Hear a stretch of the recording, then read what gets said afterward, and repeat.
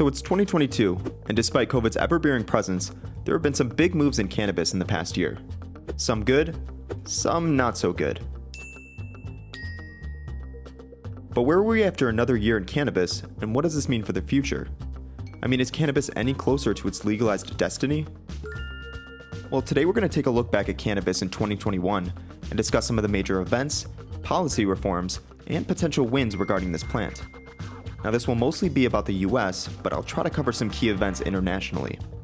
With that being said, this is Cannabis, a year in review.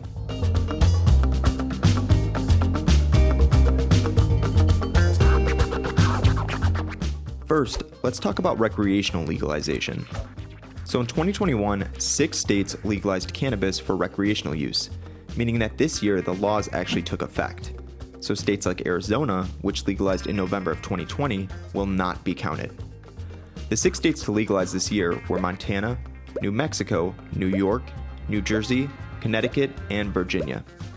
Now, of all these states, I think the most notable is Virginia, as it's the first southern state to legalize for recreational use, which could set a trend for other southern states in the future. Now, there were almost 7 states to legalize recreational use this year, with South Dakota initially passing its legalization measure. However, the win was short-lived as the Supreme Court ended up ruling against it.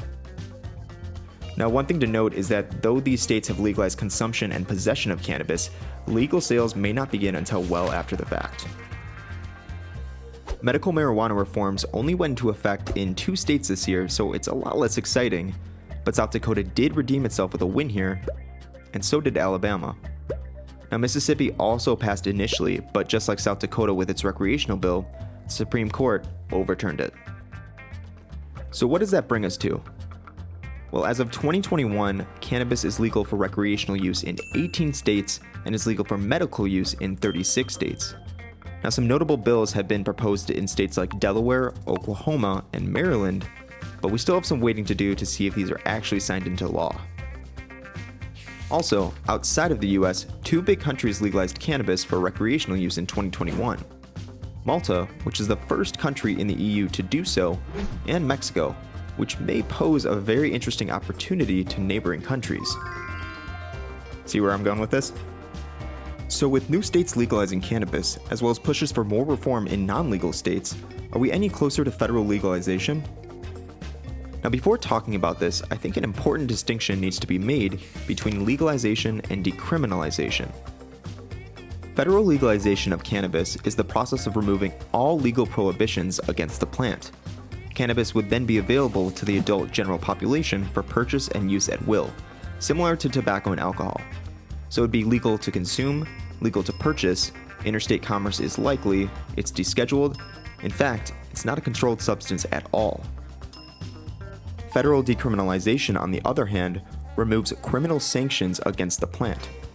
So cannabis still remains illegal, but the federal criminal justice system would not prosecute anyone for possession under a specified amount. Now, emphasis on under specified amount. Obviously, if you get caught transporting pounds and pounds of cannabis to your friend's house, you'll likely see some jail time. With decriminalization, cannabis will likely be rescheduled to a less severe drug class. Right now, it's regarded as a Schedule 1 substance, which indicates no medical use whatsoever.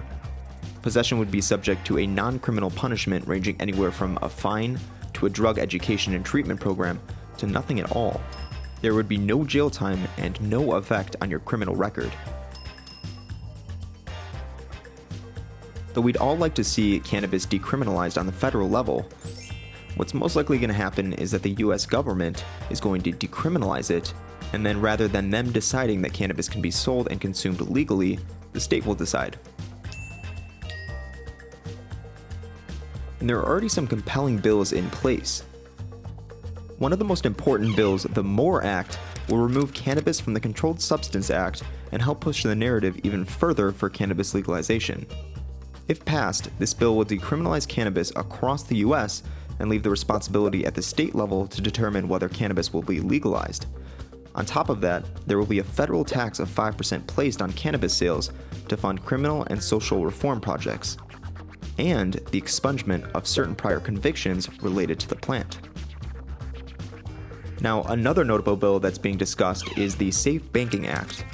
Under this act, major financial institutions will be able to work with cannabis businesses without any penalization from regulators at the federal level. This legitimizes the businesses as they'd be able to set up bank accounts with institutions and hopefully not be denied service due to their involvement with cannabis. Now, as it stands, the Safe Banking Act passed the House with bipartisan support. The MORE Act will likely pass as well. However, the Senate, which is evenly split between Democrats and Republicans, will be an extremely hard win for both of these bills. The bills would need near unanimous support from Democrats as well as some support from Republicans, which is unlikely but not impossible. Though this sounds unfortunate, it is extremely common to reintroduce these bills, so if they're not enacted into law, we will likely see a similar bill introduced soon after. There are also other bills related to cannabis that were introduced this year, such as the Cannabis Administration and Opportunity Act and the Drug Policy Reform Act, but they are not as far along in the process. And with that, thank you so much for watching. I hope this review was informative. If you have any comments or suggestions, please leave them below. Have a good one, guys.